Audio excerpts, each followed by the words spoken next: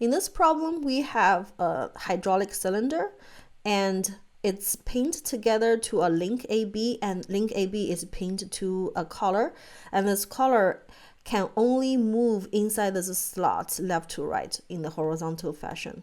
And when this hydraulic cylinder extends up, so point B moves up, then it causes the collar at point A to move to the left, and the linear velocity and linear acceleration of A are both given. And now we need to determine the angular velocity and angular acceleration of this rod AB.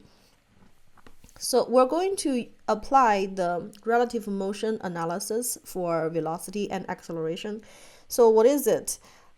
It states that for any 2 points, in this case, let's say point A and point B, any 2 points that belong to the same rigid body, we can write the equation that VA as a vector equals to VB as a vector plus omega AB cross RA relative to B. So this is the angular velocity of this rigid body that both points belong to, and this is the relative position of point A with respect to point B. If you say, can I write it differently? Can I write VB expressed as VA? Sure, you can say VB equals to VA plus the same omega AB. Because the 2 points belong to the same rigid body, therefore the angular velocity is the same. But here, the position is going to be B relative to A. So you have to make sure that because you are using the velocity of point A to calculate the velocity of point B, therefore here is the position of B with respect to A, as if point A is the center of rotation, even though it is not. Okay, so we're going to also write down the equation for acceleration, very similar. So the acceleration of point A equals to the acceleration of point B, also as a vector, plus alpha AB cross position, relative position A with respect to B, minus omega AB squared. This is a scalar attached to position, relative position A with respect to B again. So now, how are we going to use this equation to help us solve this problem? Notice that the velocity of point B as a vector can only be vertical up. Therefore, if we draw our conventional x and y coordinate system, then the velocity of point B can only have the component along the y direction, which is the j component. So even though we do not know what magnitude VB is, we know that, so let me erase this for now. We know that VB equals to magnitude VB as a scalar and attach the direction to it, which is along the j direction. Okay, VA is given according to our coordinate system that I just draw here. VA is to the left horizontal, therefore that is negative 5I from here. And let's try our best to finish this. Omega AB is unknown, but this is a 2D problem. Therefore, we know that the direction of omega vector must be along the z-axis, which is perpendicular to both x and y axes. Therefore, if it's along the z-axis, the unit vector is k. So even though we do not know what omega AB is, we know its direction must be either positive k or negative k. And then the relative position vector of A with respect to B is drawn this way. It has to be from B to A. So we talked about relative position a while ago. So this is RA with respect to B. So if we look at this one right here, it can be resolved into two components. One is horizontal to the right with a magnitude of 2 feet cosine 30 degree. The other one is vertical down with a magnitude of 2 times sine 30 degree. Therefore, we can continue to write this. R A relative to B equals to 2 times cosine 30 degree I minus 2 times sine 30 degree J. So we can evaluate these. So on the left hand side, we still know this already, negative 5I, and then VBJ on the right hand side, and then plus 1.732 omega AB J. 1.732 is 2 times cosine 30 degree. How come this is a J? Because if we follow the right hand rule, so this is I, J, and K. So if you roll your fingers from K to I, then your thumb will point to J. J is the direction that is perpendicular to both I and K according to the right hand rule. Therefore, this is a positive 1.732 omega AB J. And then for K cross J, if you roll your fingers on your right hand, your 4 fingers from K to J, your thumb points to negative I direction. Negative I multiplied by another negative 2 times sine 30 degree, that is going to be positive. 2 times sine 30 degree is simply 1, and that is positive omega AB I. So now we have this vector equation that has 2 components, I and J. So we can separate the 2 components. For the I components, we have on the left hand side negative 5, on the right hand side omega AB. So you can tell that omega AB simply equals to negative 5. For the J components, on the left hand side we have a 0, on the right hand side we have VB plus 1.732 omega AB. Because I and J components are independent of each other, therefore we can separate this vector equation into these 2 scalar equations, one for the I component, one for the J components. From there, we can solve for omega AB, which is negative 5 in the unit of radian per second, and then VB can then be solved from the second equation to be 8.66 meter per second. So that's only the first half. Now let me quickly talk about instantaneous center of zero velocity. Even if you haven't learned about it now, you will probably learn about it very soon.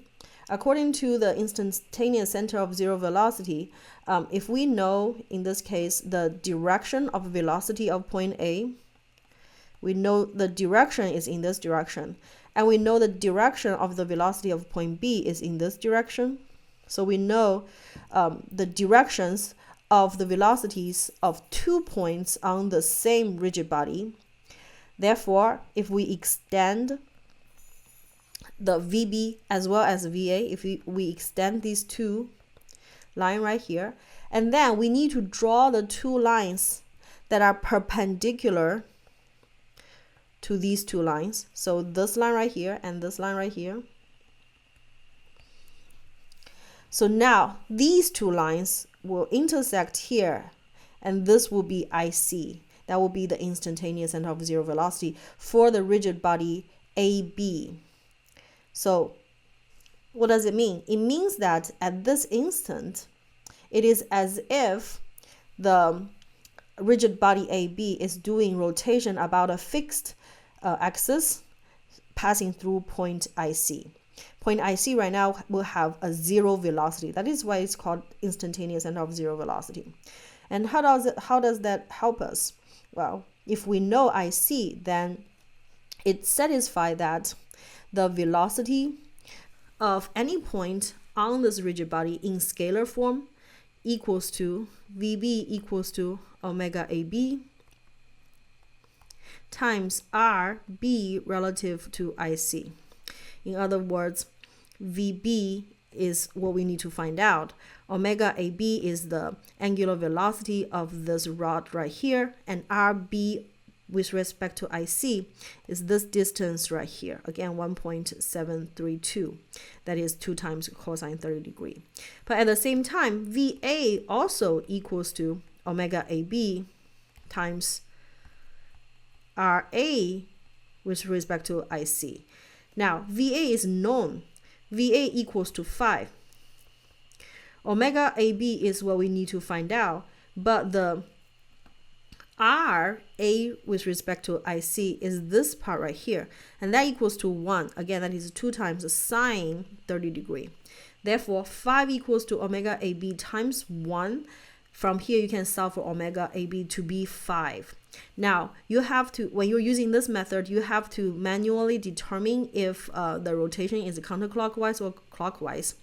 Well, because velocity of point A is in this direction, velocity of point B is in this direction, you can tell that this rod is moving clockwise.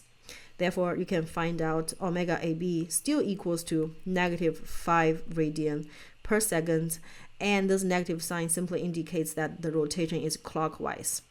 With that said, VB now equals to omega AB, which is -5. Well, actually, let's just use the magnitude. 5 times, we already said that the RB relative to IC equals to 1.732, and that equals to 8.66 meter per second. Again, so as you can see, this method agrees with this method. So whenever possible, we should use the method of instantaneous center of zero velocity, because that just simplifies the calculation for us. All right, so this is a quick demonstration of the using an alternative method, the instantaneous center of zero velocity, to solve again for the first part. Now moving on to the second part. The equation again is acceleration A equals to acceleration B, linear acceleration, plus alpha AB. Alpha is the angular acceleration of rod AB cross R A over B.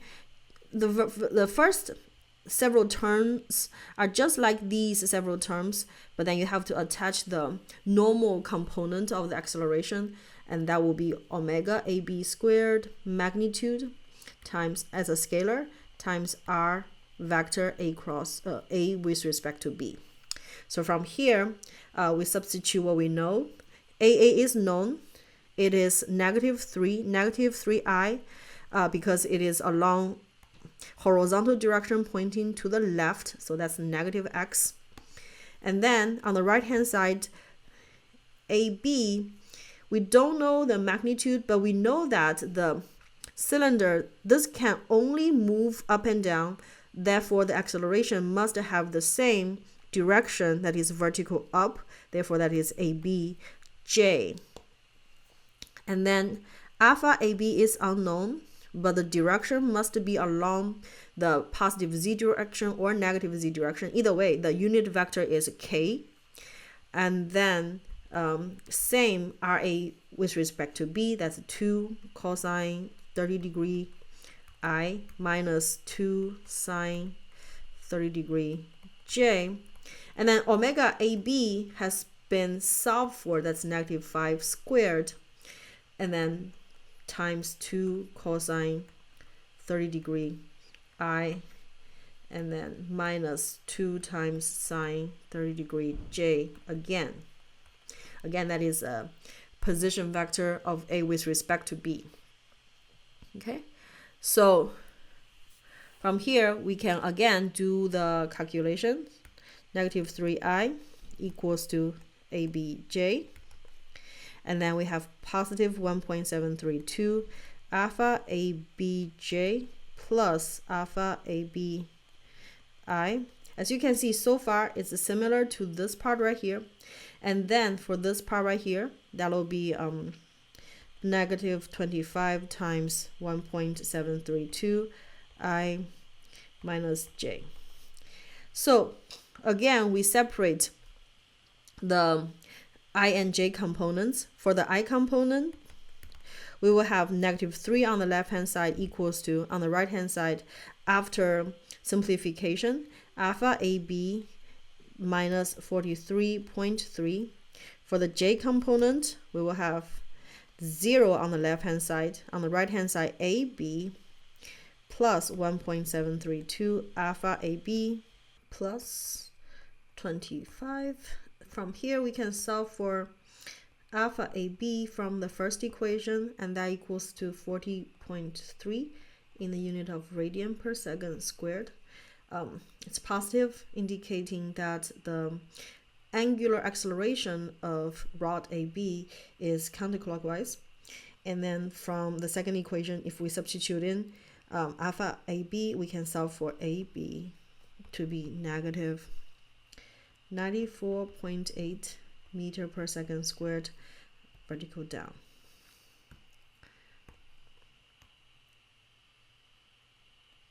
So earlier, omega AB is -5, indicating the angular velocity is clockwise, and then VB is positive, therefore the linear velocity of point B is vertical up. So that's the end of this problem.